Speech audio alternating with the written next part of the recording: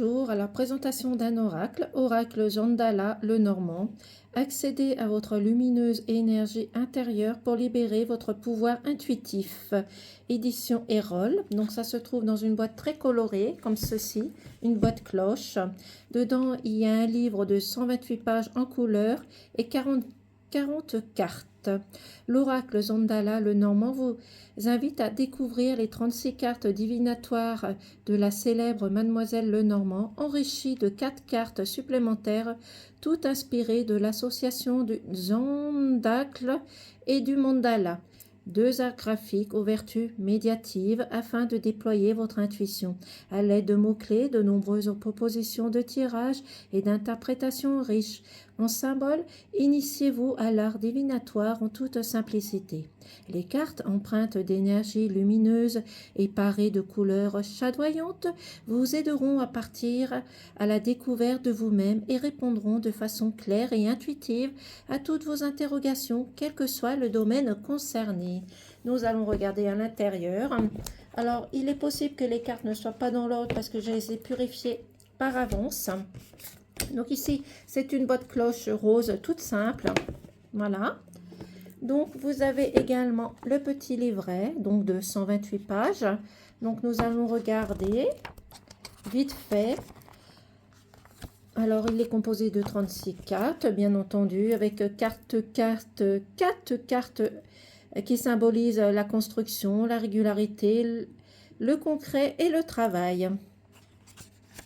Donc, vous avez les 10 cartes maîtresses représentent chacune un domaine particulier de la vie. La maison, carte maîtresse du foyer ou de la famille. Cercueil, carte maîtresse de la fin de cycle ou de maladie. Enfant, carte maîtresse des projets de l'enfance. Renard, carte maîtresse du milieu professionnel, ça peut être la ruse aussi, il faut faire attention. Ours, carte maîtresse de l'argent, de la force, de la puissance aussi également. Cœur, carte maîtresse des sentiments. Anneau, carte maîtresse de l'union et des contrats et d'un engagement, bien sûr. Homme, carte maîtresse de l'homme. La femme, exactement pareil. Et les poissons, carte maîtresse des affaires, des projets, des concrétisations, ce que vous voulez mettre en place tout simplement. Voilà, donc nous avons les tirages par oui ou par non. Donc il doit y avoir ces 2 cartes-là que je vais regarder tout à l'heure. Battez les 40 cartes en pensant à la question. Coupez les cartes, puis rassemblez-les. Retournez les unes jusqu'à obtenir la première carte qui sort, le Jandala oui ou le Jandala non. Donc on regardera tout à l'heure. Plus l'une des 2 cartes sont rapidement, plus la réponse est évidente. Si elle ne sort qu'à fin de paquet, cela signifie que la réponse n'est pas si évidente que cela et que demande réflexion. Voilà, vous avez plusieurs modes de tirage. À 3 cartes, passé, présent, avenir, tirage en croix, aspect négatif, donc dans la direction à prendre. Ici, aspect positif pour moi, la réponse. Ici, c'est dans l'instant présent ce qui vous soucie. Ici, l'avenir, donc tout ce qui est faiblesse, angoisse, et présent, c'est aller voir plus loin. Donc, nous avons chacun notre définition. Donc, voilà, interprétation des cartes. Le cavalier, par exemple, ici, le mot-clé peut représenter le déplacement, la rapidité. Polarité, carte d'ambiance neutre, valeur du temps, très courte terme. Donc, vous avez le cavalier. Ici, le trèfle. C'est très coloré, comme vous pouvez le constater. Le bateau, la maison, l'arbre, les nuages, le serpent, le cercueil. Donc voilà, je vais vous les laisser découvrir. Nous allons regarder les cartes aussi. Donc c'est un très joli livret, très coloré, très sympathique. Cette image de l'enfant que je trouve très belle aussi également. Le renard, l'étoile. Vous voyez, c'est de très bonnes coloris. Et toujours avec les mots-clés. L'anneau, la lettre, les nouvelles, la femme, le soleil qui représente la positivité aussi, la stabilité. La clé, c'est les solutions qu'il va falloir trouver. L'ancrage. Ici, nous avons, alors comme on s'était précisé, nous avons ici, bon, l'infini, bien sûr, le lien sacré, le oui et le non doit être derrière, je suppose. Et voilà. Donc maintenant, je vais passer à la présentation des cartes. Et ici, vous pouvez marquer ce qui vous intéresse au moment si vous faites des tirages. Marquez ce qui vous a interpellé tout simplement. Voilà ce que cela a pu donner. Donc nous allons donner les cartes. Donc ça se représente avec les tranches dorées. Le dos des cartes est comme celle-ci. Donc au niveau qualité, ils sont très épaisses. C'est très appréciable. Donc ils glissent très bien.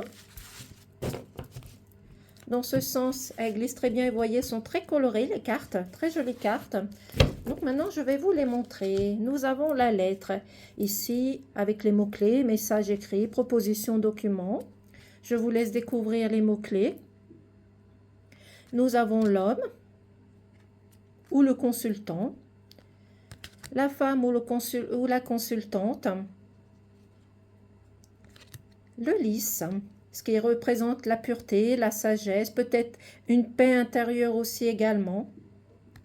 Le soleil, l'accomplissement, la stabilité, la réussite, le dynamisme. Ici, nous avons la lune qui peut représenter le changement, votre intuition aussi. Les poissons qui représentent les projets, les affaires, la réussite également. Nous avons ici l'encre. Ici, nous avons le bateau qui représente le déplacement, les choses à lâcher prise aussi également, de voir d'une autre manière. Nous avons la clé qui représente les solutions, d'écouter votre intuition, une ouverture sur quelque chose. Ici, nous avons la croix. Nous avons le lien toxique, négatif, néfaste, à vous séparer ou à vous éloigner. Donc, vous voyez, les cartes sont très colorées. Ici, nous avons au niveau énergétique, le travail à faire sur vous, l'alchimie. Peut-être aussi une certaine unité aussi, on va dire. Ici, vous avez la carte du oui. La carte du non. Nous avons l'engagement, l'union, l'alliance. Le livre qui est fermé, donc les choses qui sont secrètes ou cachées ou les choses qui vont vous être révélées bientôt. Nous avons le trèfle, donc l'opportunité, la chance, le bonheur. Nous avons les feux, donc qui représentent un événement, qui peut représenter aussi quelque chose qu'il faut couper, une décision importante à prendre. Ici, nous avons le fouet, quelque chose qui fait mal, peut-être qui représente le défi, les conflits. Ici, nous avons les oiseaux, le pourparler, les commérages, la discussion. Ici, l'enfant. Nous avons le renard, qui peut représenter, comme je vous ai dit tout à l'heure, la ruse, la tromperie, la fausseté. Nous avons le cavalier qui est une très belle carte. Nous avons l'ours qui est une excellente carte aussi également, qui représente la force, la puissance, le courage, l'argent aussi. Nous avons l'étoile, la cigogne qui représente la naissance, le chien avec les mots-clés, l'amitié, fidélité, relation. Nous avons la tour qui peut représenter aussi l'administration. Nous avons le jardin qui représente un moment de détente, de douceur, de relation que vous pouvez mettre en place. Ici, les choses à contourner, à passer. Nous avons le chemin qui représente peut-être une décision, un choix à prendre.